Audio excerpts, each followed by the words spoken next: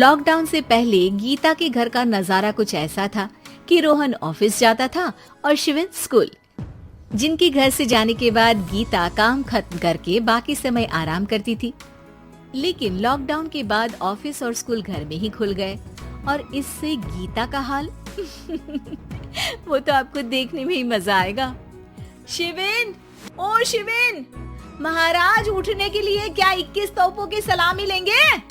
अरे बिस्तर से बाहर निकल, ऑनलाइन क्लास स्टार्ट होने वाली है। अरे तुम भी हद करती हो, स्पीकर की तरह चिल्लाने की क्या जरूरत है? दिख नहीं रहा मेरी कॉन्फ्रेंस चल रही है। अब कैमरा और स्पीकर ऑन कर रहा हूँ, मुझे कोई शोर नहीं चाहिए। इस पर जैसे ही रोहन लैपटॉप का कैमरा और स्पीकर ऑन करता है तभी कुकर की सीटी बजती है। करा लो अब इसे चुप, लॉकडाउन नहीं हुआ, मेरी मौत का फरमान जारी हो गया। दोनों बाप बेटे ने नाक में दम किया हुआ है। ऐसा बोलकर गीता वहाँ से शिविन के कमरे में पहुँच जाती है, जहाँ शिविन अभी भी सो रहा होता है। ओ आलसी, अब अगर 5 मिनट में नहीं उठाना तो आज तेरा गेम और यूट्यूब कैंसिल। माँ की बात सुनकर शिविन बिना 1 मिनट गंवाए उठ खड़ा होता है। उठ गया, अभी नहाकर भी आता हूँ। ये नाटक कहीं और, मुंह पर गीला कपड़ा मार और पढ़ने बैठ। शिविन की ऑनलाइन क्लास स्टार्ट हो जाती है, जिस पर गीता उसे वहाँ बिठाकर रसोई में चली जाती है। थोड़ी देर में उसे कमरे से कुछ आवाज सुनाई देती है, जिसे सुनकर वो कमरे में वापस आती है। हाय राम, तुझे क्लास अटेंड करने के लिए बोला था, कैमरा ऑफ करके बिस्तर पर नाचने के लिए नहीं बोला था। मम्मी मुझे कुछ समझ नहीं आ रहा, आप बाद में पढ़ा देना ना, वैसे भी अटेंडेंस तो लगी गई है। हाँ बेटा जरूर, बन जा तू, अभी से हम सबका बाप बन जा। अरे नहीं मतलब कहाँ से लाते हो इतना दिमाग, और पढ़ाई करते हुए ये चला कहाँ जाता है? नाइस क्वेश्चन, दिमाग से पूछकर बता दूंगा। शिविन की बातों से परेशान होकर गीता उसे मारने के लिए जैसे ही आगे बढ़ती है तभी वो कमरे से बाहर भाग जाता है।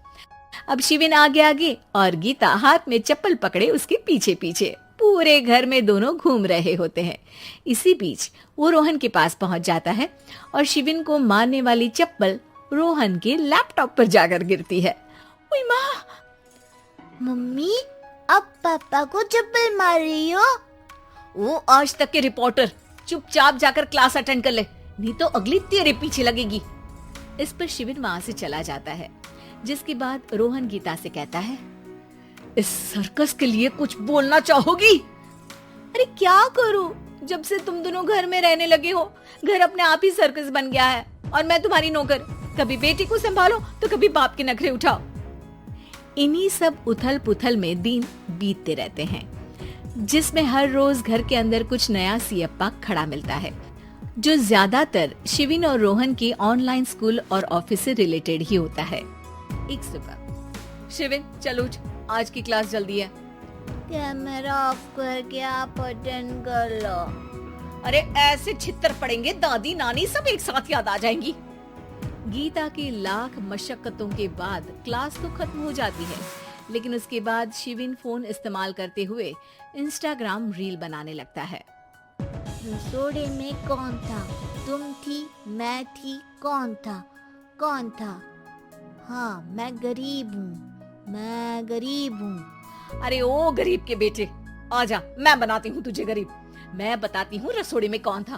पढ़ाई करने बोलो तो इनकी माँ मर जाती है, और ये पागलपंतियाँ जितनी मर्जी करा लो। गीता शिविन को डांट रही होती है, तभी रोहन बीच में बोल पड़ता है, अरे बच्चा ही तो है, इतना गुस्सा क्यों कर रही हो? बेटे का साथ देने की इसी एक कोशिश में अब शिविन के साथ साथ रोहन भी गीता के गुस्से की सूली पर चढ़ जाता है। अगर बेटे पर इतना ही प्यार आ रहा है तो इसे क्लास अटेंड क्यों नहीं कराते, इसका होमवर्क क्यों नहीं कराते? उस समय तो बहुत जल्दी मीटिंग आ जाती है, वो काम मैं करूँ और यहाँ इस बेफिजूली की चीज में तरफदारी करके बन जाओ महान। हे भगवान, कोई तो इनके ऑफिस और स्कूल खुलवाओ, मैं इन्हें और घर में नहीं सह सकती। मैं कुछ और मांग लेती, क्योंकि तुम्हारी ये विश इस साल तो पूरी होने से रही, कोरोना। हाय नास पिटे ने जिंदगी ही बर्बाद कर दी। खाए कोई पचाए कोई, कल मुझे चुन चुन कर सबको मेरी बद्दुआ लगेगी।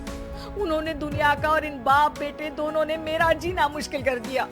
गीता वहाँ से चली जाती है, जिसके बाद रोहन शिविन से कहता है, अरे तुम्हारी मम्मी इतनी भड़की हुई क्यों है? आपकी वजह से पूरा समय घर में रहते हो और उस पर कोई काम कराने की जगह बस ऑर्डर देते रहते हो। अच्छा बेटे, सारा इल्जाम मुझ पर?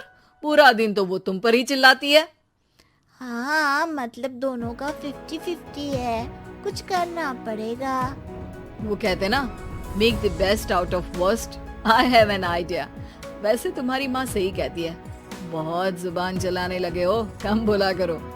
अगली सुबह रोहन और शिविन अपनी गलती को सुधारने के लिए गीता के उठने से पहले घर का आधा काम खत्म कर देते हैं, जिसे देखकर गीता खुश हो जाती है और फिर बाकी बचा काम वो तीनों मिलकर पूरा कर लेते हैं। जिसके बाद अब वो सब मिल बांट कर हर काम में एक दूसरे की मदद करते हुए लॉकडाउन का मजा लेने लगते हैं। Subscribe to my channel.